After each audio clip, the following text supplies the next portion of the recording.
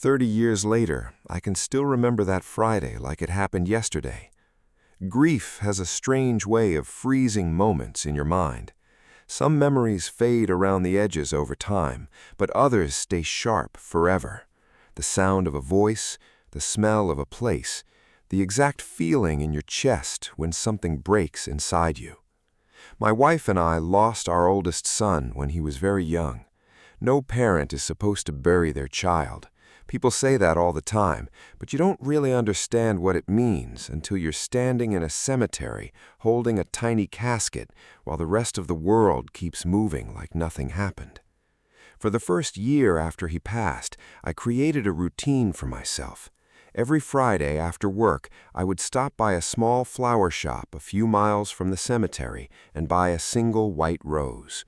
Always one rose, always white.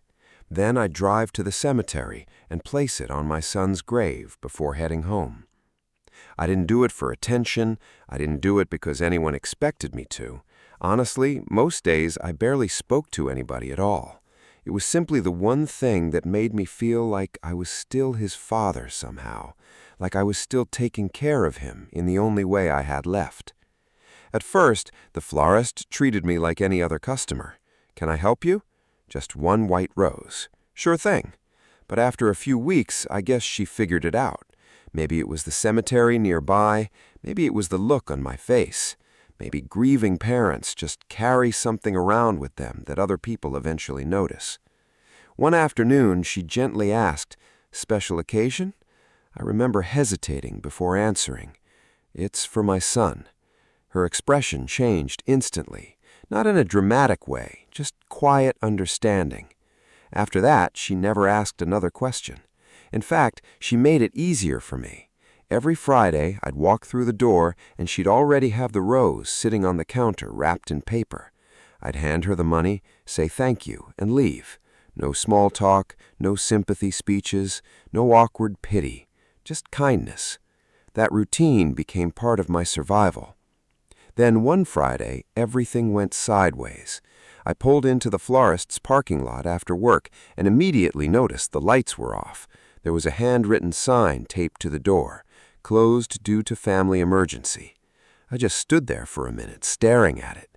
It sounds ridiculous now, but when you're grieving, even tiny disruptions can hit hard. That flower shop had become part of the ritual, part of the process. I depended on those quiet 5 minutes more than I probably realized. For a second, I actually considered driving home and skipping the cemetery entirely, but I couldn't do that. So I got back in my truck and started looking for somewhere else to buy a flower. The only nearby place still open was a 7-Eleven. Now, if you've ever been inside an American convenience store on a Friday evening, you know exactly the kind of chaos I walked into. Fluorescent lights buzzing overhead, somebody arguing about lottery tickets, kids begging for candy near the register, the smell of burnt coffee and hot dogs that probably been rotating on those rollers since noon. Near the entrance sat a small metal bucket with flowers for sale. Most of them looked half dead. There were a few carnations, some drooping daisies, and one decent-looking white rose. I grabbed it and headed for the checkout line. The cashier looked young, maybe 18 or 19, one of those overly energetic people who talks nonstop because silence makes them uncomfortable. At first, I didn't think much of it. I was tired, distracted, still thinking about my son. I just wanted to pay and leave. But as I stood in line holding the rose, the cashier suddenly smiled real big and announced loudly, "Ooh, somebody must be in trouble with the wife." A couple people in line chuckled. I forced a polite smile and said quietly, "Don't go there." That should have been the end of it. Instead, she leaned over the counter like she was hosting some late-night talk show. "Oh, come on," she said. "What'd you do?" I could already feel irritation creeping up my neck. "Seriously," I told her, "let it go." Again, that should have ended it. But some people never learned that not everyone exists for their entertainment. As the line moved forward, she kept going. "Flowers on a Friday night? You definitely messed up." More nervous laughter from people nearby. At this point, I wasn't embarrassed anymore. I was angry. Not explosive angry, cold angry, the kind where your chest tightens and you can hear your heartbeat in your ears. What she didn't understand is that grief changes you. There are days where you're holding yourself together with duct tape and routine, and when someone casually stomps into that emotional space without permission, it feels unbearable. Finally, I reached the register. She rang up the flour with this huge grin on her face and said for the third time, "So seriously, what's the flour for?"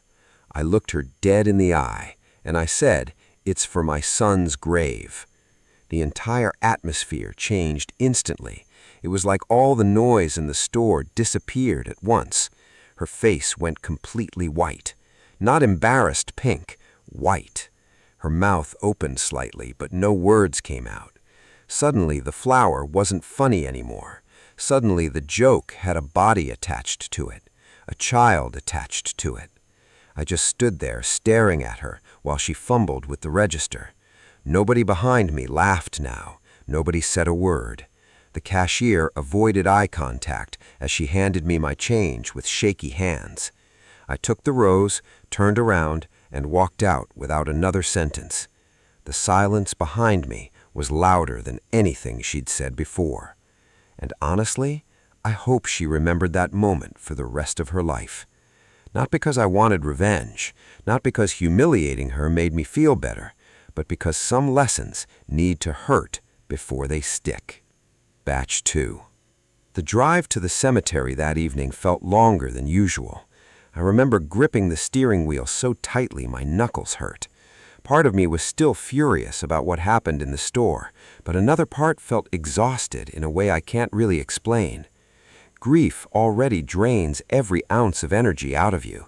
Having to defend it to strangers somehow makes it worse.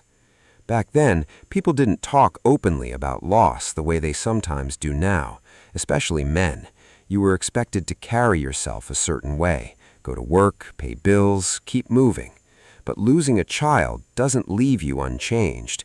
It follows you everywhere, at work, at the grocery store, at family dinners. Even in moments when you're technically functioning, part of your brain is still somewhere else entirely. There's always this quiet voice reminding you that somebody is missing. That evening, I pulled into the cemetery parking lot just before sunset. The place was nearly empty, except for an older groundskeeper mowing grass in the distance. I grabbed the white rose from the passenger seat and walked the familiar path toward my son's grave. Even now, decades later, I could probably walk that route blindfolded. When you visit a grave every week, you memorize everything around it. The cracked sidewalk near the oak tree, the slight dip in the ground after heavy rain, the neighboring headstones you pass every single time. People think cemeteries are eerie places, but honestly, I found more peace there than almost anywhere else during that first year. It was quiet, nobody expected anything from me there. I didn't have to pretend I was okay. I kneeled down and placed the rose carefully against the headstone. For a while, I just sat there, staring at his name carved into the granite. Parents aren't supposed to know the dimensions of child-sized coffins. We're not supposed to know what tiny graves look like. But once you do, those images never leave you. I remember talking to him sometimes during those visits, not long conversations, mostly simple things. "I miss you. I hope you knew how much we loved you.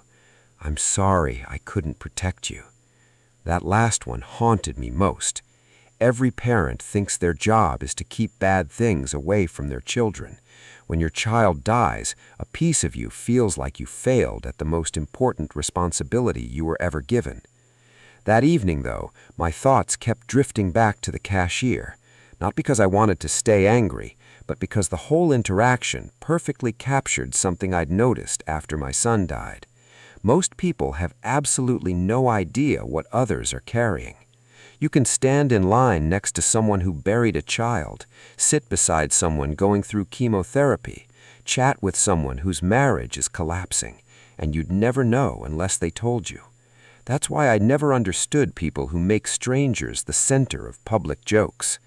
The cashier probably thought she was being funny. Maybe she wanted attention from the customers in line. Maybe she was just immature. but she never stopped to think there might be a real reason a middle-aged madam was quietly buying a single white flower alone on a Friday evening.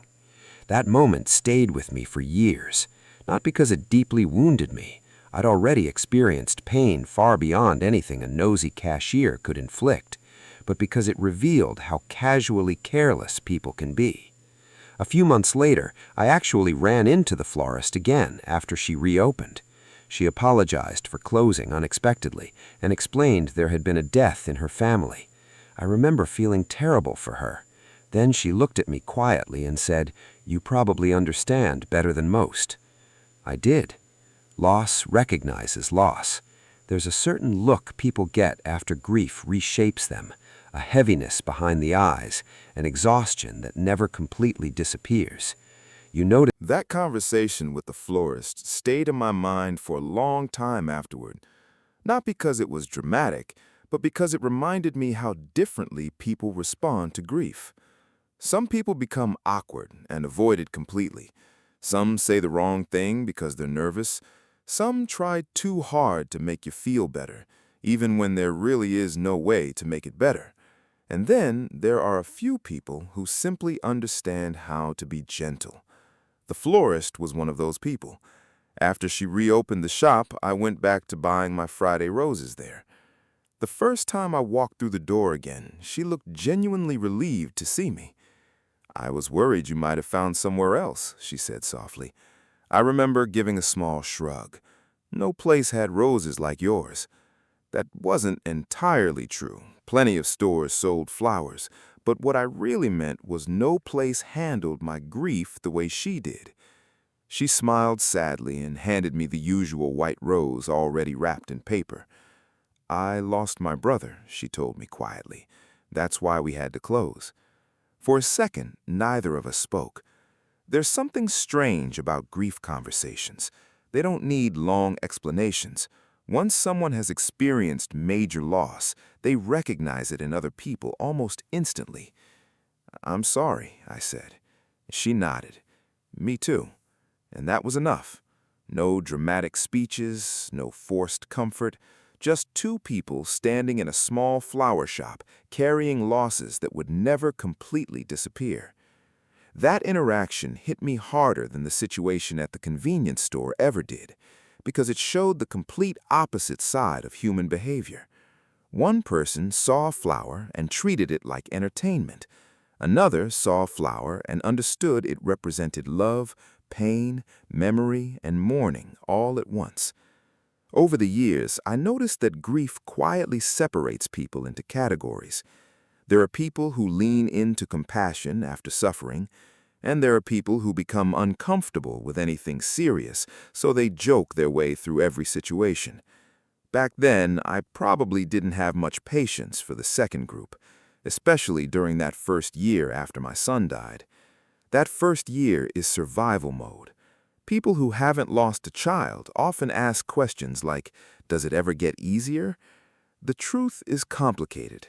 You eventually learn how to function again. You laugh again, you go to work, you celebrate birthdays, you sit through soccer games and school events with your other children. But there's always this invisible absence sitting beside you, like a missing note in a song you can still somehow hear. My wife grieved differently than I did. She became quieter, I became more routine-focused. Every Friday rose, every cemetery visit, every repeated ritual gave me the illusion that I still had some control over something in my life. Looking back now, I realize routines become lifelines for grieving people. That's why the closed flower shop rattled me so much that day. It interrupted one of the only emotionally stable patterns I had left.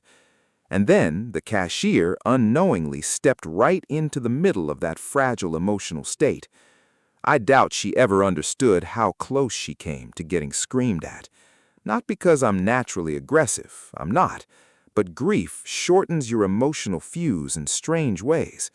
You spend months trying not to collapse in public, trying not to break down at random moments, trying not to lose control every time someone casually asks, "How many kids do you have?" That question alone used to destroy me. Because what's the correct answer after losing a child? Do you include them? Do you not? If you say fewer children than you actually had, guilt hits you immediately. If you include them, the conversation suddenly becomes painfully awkward. Nobody prepares parents for those moments. Nobody tells you how many ordinary conversations become emotional landmines afterward. Even grocery shopping changes. One time, my wife burst into tears in a supermarket because she accidentally walked past her favorite cereal brand, the one that our son used to beg for every Saturday morning. That's how grief works. Tiny things become massive without warning. A smell, a song, a toy commercial, a white rose in a convenience store. That's why I eventually stopped judging people too harshly for emotional reactions after loss. Everyone is carrying something invisible. Still, I do think society has gotten too comfortable treating strangers like public entertainment. Even now, I see people filming random customers for social media or making loud jokes at somebody else's expense, all for attention. Most never stop to wonder what kind of day the other person is having, or what kind of tragedy they've survived. I think about that every time I remember the silence after I answered the cashier. It's for my son's grave. Just one sentence, but suddenly the entire mood in the store shifted from playful to horrified, because reality entered the room. That's the thing about grief. It instantly strips away superficial nonsense. Nobody cared about jokes anymore after that. Nobody laughed. The cashier looked like she wanted the floor to open beneath her. At the time, part of me felt satisfied watching her realize how badly she had misjudged the situation. I'm not proud of that feeling, but it's true. Grieving parents spend so much time swallowing pain quietly that sometimes honesty feels almost explosive. And in that moment, honesty shattered the entire performance she'd created. I imagine she replayed it in her head after her shift ended, probably while lying awake at night, probably wishing she could take the words back. Maybe she even cried afterward. If she did, good. Not out of cruelty, but because empathy usually arrives through discomfort. Very few people become compassionate without first experiencing shame, pain, or loss themselves. That Friday eventually became just one memory among thousands tied to my son. But unlike many painful memories from that period, this one carried an unexpected lesson. There are still kind people in the world, and there are still careless people in the world. Sometimes you encounter both on the exact same day. As the years went on, I noticed something else about grief. The world eventually expects you to move on. Not in a cruel way, necessarily. Most people just don't know what else to say. After enough time passes, they assume the wound has healed because you've returned to work, started smiling again, or stopped talking about the loss as often. But losing a child isn't like recovering from a broken bone. There's no point where a doctor says everything's healed now. The pain simply becomes part of your identity. You carry it differently at 20 years than you did at 1 year, but it never truly disappears. I remember one Father's Day in particular, maybe 15 years after my son died. My younger kids were grown by then, and my wife had planned a quiet dinner at home. It should have been a happy evening, and for the most part it was. But at one point, someone casually asked me how many children I had. Even after all those years, my brain froze for half a second. That pause still happened every single time. Because grief doesn't erase love. If anything, it preserves it permanently. I answered honestly, and afterward, while everyone else kept talking around the dinner table, I caught myself thinking about that old convenience store again. Funny what sticks in your memory. Out of everything surrounding my son's death, that interaction became symbolic of something much bigger. The cashier represented the version of the world that moves too fast to think deeply. The florist represented the quieter version of humanity, the people who understand that kindness often means respecting someone's silence. And somewhere between those two extremes is where most of us live, trying, failing, learning, hopefully becoming softer with age. I think one reason that moment stayed with me is because it happened during a time when I already felt emotionally exposed all the time. After a child dies, ordinary life suddenly feels unreal. You notice how strange it is that people still argue about parking spots or complain about sports games while your entire universe has collapsed. You become hyper-aware of what truly matters and what doesn't.